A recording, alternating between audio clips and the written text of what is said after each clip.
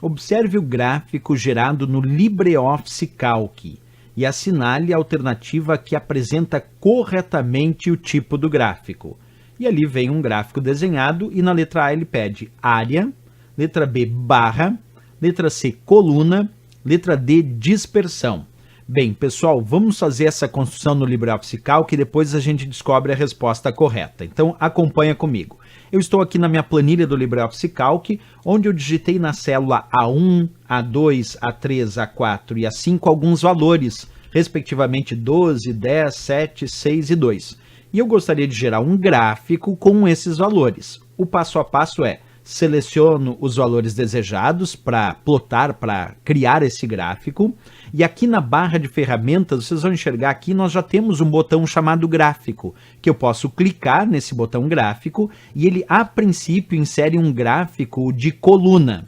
Mas aparece também uma caixa de diálogo me permitindo passos. E o primeiro é tipo de gráfico, que eu posso escolher o gráfico coluna, que são essas colunas verticais, tem o gráfico barra, que são barras horizontais, tem o gráfico pizza, que exibe fatias proporcionais aos valores indicados, o gráfico área, que faz as coordenadas e preenche aquela área com uma cor.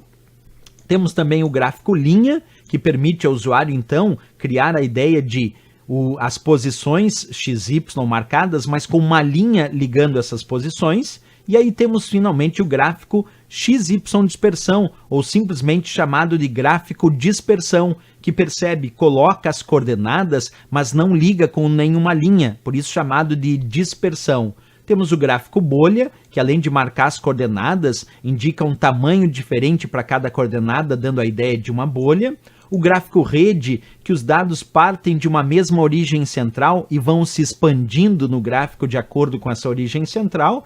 E ainda o gráfico cotações, que serve para verificar variação das cotações das ações na Bolsa de Valores. Mas aquele gráfico que a questão mostrava, pessoal, é sem dúvida nenhuma o chamado gráfico dispersão, que eu vou concluir agora para vocês enxergarem. Por que eu sei que é o dispersão? Porque o dispersão apenas marca as coordenadas em dispersão, sem ligar com nenhuma linha, como é o gráfico linha, sem preencher nenhuma área, como é o gráfico área, é simplesmente as coordenadas dispersas ali pelo gráfico. Então vamos voltar para a questão.